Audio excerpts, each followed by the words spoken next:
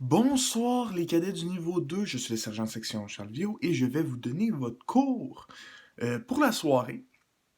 Ce cours-là, c'est le M 207.02 qui est de reconnaître les aspects historiques des cadets de l'Aviation royale du Canada. On a un petit cours d'histoire qu'on va se faire ensemble. C'est environ un peu moins de 4 pages de texte que je vais vous résumer. Vous allez apprendre ça pour savoir d'où on vient. Ah ouais, mais les cadets, c'est pas. Tu sais, les cadets, comme on les connaît, là, c'est pas arrivé comme ça. En un instant, là, les cadets sont arrivés. Non. Il y a eu beaucoup d'événements qui se sont passés. Ça date de longtemps, les cadets. L'escadron 626 lui-même date de longtemps. On va vous apprendre ça pour que vous sachiez d'où on vient et où on va. Vous connaissez l'expression faut savoir d'où on vient pour savoir où on va. Ça va être un petit peu pour ça notre cours. Ça va être juste ça, hein, ça va être du texte, je vais vous lire, je vais vous le résumer en même temps pour essayer de faire ça court. Donc, les cadets, ça commence avec la Seconde Guerre mondiale. Alors que le mouvement militaire canadien se forme, hein, on sent pas une volonté d'avoir une armée dont on peut être fier. C'est ainsi que naît un peu le mouvement des cadets comme on le connaît. À l'époque, euh, il y avait pas de ligue des cadets de l'air comme on ne le présentement. Les cadets, c'était un peu des escadrons qui étaient affiliés à des écoles. Et ben c'est ça. T'avais ton escadron. Des escadrons il y a des écoles qui ont des équipes de cheerleader, de soccer. Donc, ben t'avais aussi ton équipe de cadets. Ton escadron de cadets. De l'air, en tout cas, si c'était dans l'air, c'est l'escadron. Puis, tu as aussi les autres éléments. Qui sont les divisions pour les marins et les corps de cadets pour les cadets de l'armée. Alors, c'est un pas très organisé. 1940, ça grossit. Et c'est en 1941, Non. En 1941, on construit... C'est là qu'on construit les escadrons en étant dans la Ligue des cadets de l'air. En fait, la Ligue des cadets de l'air date de 1940. Il y a des escadrons et on les a regroupés dans cette ligue. Tous les escadrons des cadets de l'air se sont regroupés ensemble, ont formé la Ligue des cadets de l'air. À partir de là, on forme les nouveaux escadrons en conséquence. Et ça va grossir, ça va grossir. On va mettre les cadets sous la responsabilité d'officiers commissionnés par l'armée. Et ça va grossir ainsi jusqu'à la fin de la Seconde Guerre mondiale où on va compter plus de 29 000 cadets de l'air. Juste de l'air, 29 000.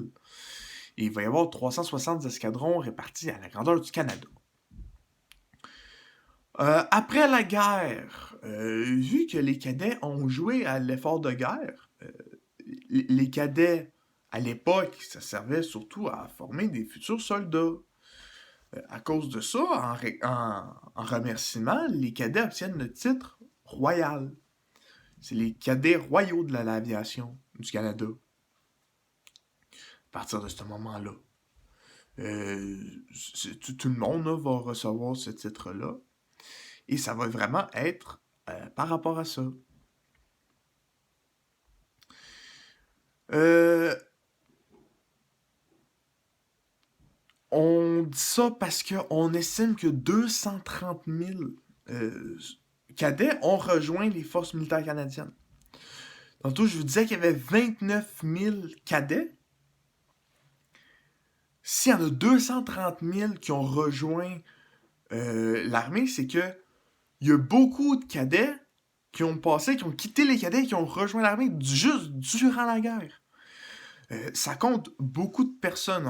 Pour faire le calcul, 230 000 plus les 29 000, on a eu le nombre total de cadets qui ont passé à travers l'organisation de un peu avant la guerre, pendant la guerre, puis après la guerre. Ça fait beaucoup plus de 250 000 euh, cadets qui ont passé à travers l'organisation durant cette courte période de temps. On faisait pas des 12 à 18 ans hein, dans le temps. Oh non. Donc c'est ça, donc on a beaucoup de cadets qui ont rejoint l'armée, et à cause de ça, on obtient le titre royal. Après ça, on va surtout avoir de la politique militaire. Euh, Après l'unification des forces canadiennes en 1968, un des plus belles pertes de temps. En gros, ça a été une époque, si je me trompe pas. Oui, c'est ça. Oui, c'est ça. Les forces, l'unification, c'est que on a essayé de faire de toute l'armée un seul corps. On voulait que tous les cadets, ce soit les cadets. Pas les cadets de la marine, puis les cadets de l'armée, puis les cadets de l'air. Euh, Ça a pas marché, comme vous pouvez voir. Hein. Ça a vaguement marché pendant un temps. Les anciens uniformes des cadets de l'air étaient verts. Comme les escadrons présentement des corps des cadets de l'armée. Ça a changé. Aujourd'hui, il y a plus de focus sur le caractère des branches de l'armée et des cadets qui en découlent. Mais ça date de cette époque, 1968. Et c'est l'impact qu'il y a eu sur le monde des cadets, c'est qu'on a essayé de les prendre, de les mettre ensemble. On a commencé à diriger le pouvoir des cadets à Ottawa. On a commencé à euh, remplacer les trois différentes branches pour avoir seulement les cadets. Euh, le service des cadets du Canada, et là, je vous lis ça directement. Le service des cadets du Canada a été remplacé par la liste des instructeurs de cadets qui a été renommée cadre des instructeurs de cadets. Donc on a aussi formé les CIC, on a formé les instructeurs civils et les cadets instructeurs un peu. C'est là que ça a commencé à prendre forme. Les filles dans le programme des cadets, c'était non officiel. Officiellement, il n'y avait pas de filles dans le programme des cadets. Il y en a eu des filles dans le programme des cadets dans ces époques-là. Mais c'était pas officiel. Donc le premier, vraiment, que là, il y a eu le corps des cadets Highlander, à l'école secondaire de Guelph en 1882. Un corps féminin appelé Doctor of the Regiment a vu le jour. Des cadets de l'armée, hein, c'est un corps de cadets. C'est encore, on pouvait appeler cadet de l'armée en 1882, c'est une autre époque. Hein. J'ai commencé l'histoire en 1940. 1882, c'est encore plus loin. Et c'était les premières filles. Après la Seconde Guerre mondiale, on avait des corps de cadets féminins qui paradaient avec les corps et escadrons de cadets. Mais je ne vois aucune mention sur le fait qu'ils paradaient avec les gars un peu à côté à l'époque, qu'il y en avait.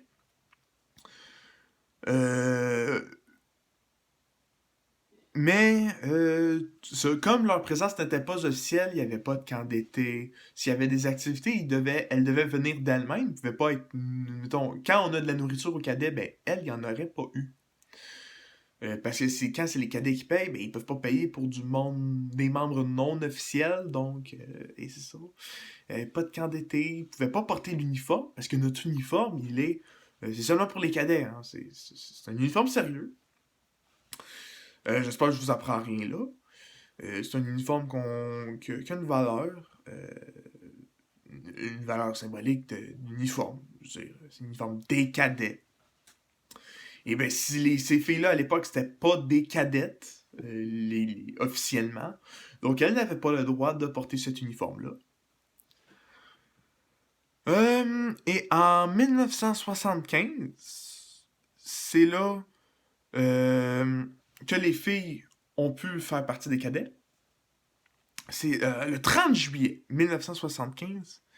Et ça, c'était bien beau parce que, en gros, les cadets, c'était uniquement pour les garçons parce que dans les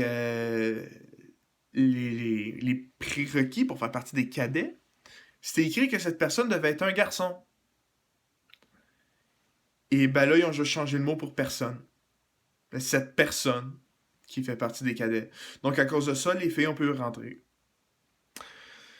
Donc, ouais.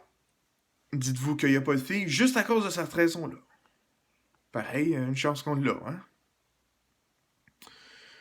Donc, l'origine de l'uniforme, ça c'est une petite histoire. L'Angleterre était un grand fournisseur d'uniformes. Oh, là, excusez-moi. L'Angleterre, à l'époque, était un grand fournisseur d'uniformes. Et le tsar de Russie avait commandé beaucoup d'uniformes en tissu bleu. Mais ça, c'était pour l'armée russe. Mais le problème, c'est que c'était juste avant qu'il y ait la révolution d'octobre et que le pouvoir tsariste soit renversé. Ben là, tout d'un coup, il y en avait une énorme quantité de tissu bleu. Mais on n'avait personne à qui les donner. Ben, il n'y avait plus d'acheteurs. La révolution a mis à fin le régime tsariste, donc là, il y avait plus de tsaristes pour commander du tissu bleu. Donc, ils nous ont donné ça. Ils ont donné ça, ils ont donné ça aux pilotes de la Royal Air Force. Le tissu bleu a été utilisé pour faire les uniformes. Après ça, de la Royal Air Force, nous, on a un peu fait comme la Royal Air Force. On a pris ce tissu-là aussi. Euh, et, okay. Et après ça, les cadets, ben, faisant comme les vrais militaires, ont aussi pris le tissu bleu. Donc tout le monde a du tissu bleu. La raison que, qui est avancée, pourquoi on a un tissu bleu, c'est à cause du ciel. Bleu ciel. Genre. C'est un symbolisme qui a été gardé pour justifier qu'on utilise encore le bleu. Belle justification d'ailleurs. Et aussi que c'est l'uniforme qu'on a utilisé depuis le début, puis on garde les traditions. Beaucoup de traditions dans les cadets, dans l'armée, là. C'est le premier premier uniforme officiel, on le garde encore. D'ailleurs, l'uniforme des cadets ressemble beaucoup plus à l'uniforme de la Seconde Guerre mondiale que l'uniforme actuel. Là. Si vous regardez des vieux uniformes militaires là, de l'aviation, l'uniforme de cadet, là, pareil. Nous autres, ça n'a vraiment pas changé. Et c'est pour ça dont on le porte toujours avec fierté. Depuis 7 ans, là, ça fait longtemps. Là, le tissu bleu, les tsaristes, c'est tombé en 1920 max. Là. Donc ça va bientôt faire 100 ans qu'on porte cet uniforme-là. C'est pas rien. Les cadets, on a le calot. Ah, ça, le calot, le petit chapeau qu'on porte, là. Attendez une seconde. J'avais complètement oublié ça. Le calot. Ben ça, le calot, puis on va se vérifier pour être sûr de ne pas dire de niaiserie. Il se porte toujours du côté droit de la tête à 1 pouce au-dessus du sourcil droit. C'est une tradition, on l'utilise encore de la manière. Il se porte, attendez, et là je relis, avec écusson facultatif, l'écusson d'ailleurs, qui se porte sur le côté droit. Notre calot, on n'est même pas supposé de le porter droit comme ça. Ça m'a l'air. On n'est pas supposé de le porter droit comme ça, on est supposé de le porter droit comme ça. Environ. Et même si vous regardez des vieux reportages, vous voyez les soldats, ils l'ont là. Comme ça, là. Hmm. Alors, il avait beaucoup plus penché que nous, on l'a. C'était environ comme ça. Si ma mémoire ne me joue pas de tour, toujours le symbole vers le haut. Et voyons, ça arrête pas de me tomber la tête, là. Et ça, c'est vraiment la grosse différence avec dans le temps, c'est que le canon, on le porte un petit peu plus haut. Mais jamais au centre. Ça, c'est. On adopte le calot à la place du béret. En 1941. En fait, le chapeau, il s'est fait appeler calot en 1941. Et on continue à le porter.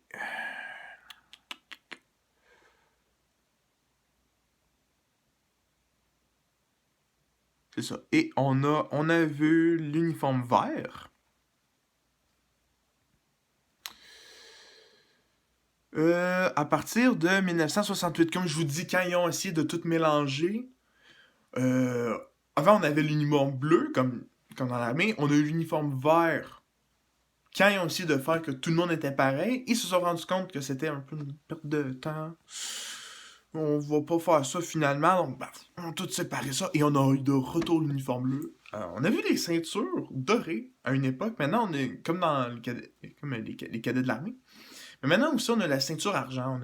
Plus ça va, plus on voit vraiment l'air, l'armée, la marine. De plus en plus différent avec le temps qui passe. On est retourné en bleu en 1994. Ça. Donc, petite chronologie, là. 1968, on veut nous faire porter l'uniforme vert. En 1976, on porte l'uniforme vert. Et en 1994, on reporte l'uniforme bleu. Dernière page de texte. On va faire ça vite. Les dates importantes dans la Ligue des cadets de l'air, il y a eu les débuts en 1940, de la Seconde Guerre mondiale. On va commencer à entraîner des jeunes adolescents pour faire partie de l'armée vu la guerre mondiale qui se faisait.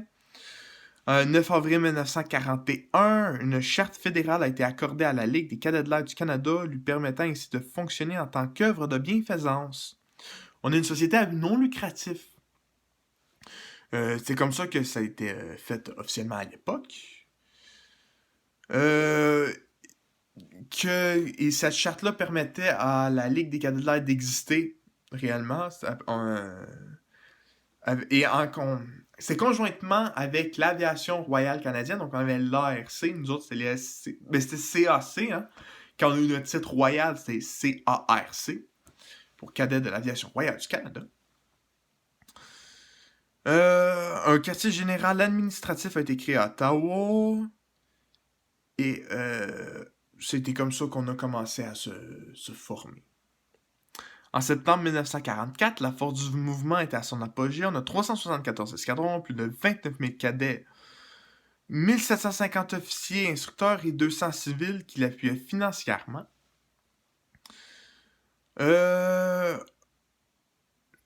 Entre octobre 1943 et juin 1944, plus de 3000 cadets de l'air ont obtenu leur diplôme de fin d'instruction et ont rejoint les rangs de l'ARC. Diplôme de fin d'instruction. Ouais, ça devait être à l'époque, ça aussi. On rejoint les rangs de l'ARC. Bravo, t'as fini les cadets, tu peux directement aller dans l'armée. Aujourd'hui, on quitte les cadets, faut rejoindre les... Faut commencer l'armée comme du monde, hein. On peut plus... Les cadets, c'est plus un passe-droit. Période d'après-guerre, c'est 1946 à 1968. Ça a été marqué par la guerre de Corée dans cette époque-là. Mais pendant ce temps, il y a eu beaucoup moins d'engouement pour les cadets, beaucoup moins de d'excitation pour les cadets. Pour le remouvement des cadets, on a passé à 11 000 cadets environ, répartis dans 155 escadrons. Ça a été une chute drastique, une chute à pic du mouvement des cadets. Plus de la moitié des cadets partent. Plutôt, ça se renouvelle plus. Beaucoup moins d'escadrons. En 1946, l'Aviation royale canadienne a créé le programme en bourse et études du pilotage. Les premières bourses de pilotage. À cause de ça, il y a plus de gens qui voulaient rejoindre les cadets. Puis c'est sûr que si on vous dit rejoignez les cadets puis on paye votre cours de pilotage, les gens, ça leur tentait plus de venir. En 1961, c'était les 20 ans de la création de la Ligue. 40. Ouais. Ou le 21e anniversaire, je sais pas. Plus de 150 000 cadets avaient reçu une formation après ces 20 années-là. Plus de 150 000 cadets ont reçu de la formation dans un escadron et il y avait maintenant 332 escadrons. Donc, vous voyez qu'avec les camps d'été qui s'agrandissaient, il y a eu beaucoup plus de cadets, beaucoup plus d'escadrons. Après ça, on a eu de la période après l'unification, qui est de 1968 à 2000. Le 1er février 1968, la Ligue des cadets de l'air a perdu son partenaire original, l'Aviation royale du Canada, et a conclu un nouveau partenariat avec les Forces armées canadiennes. On n'était plus lié directement à l'Aviation royale canadienne, mais on était lié aux forces en général.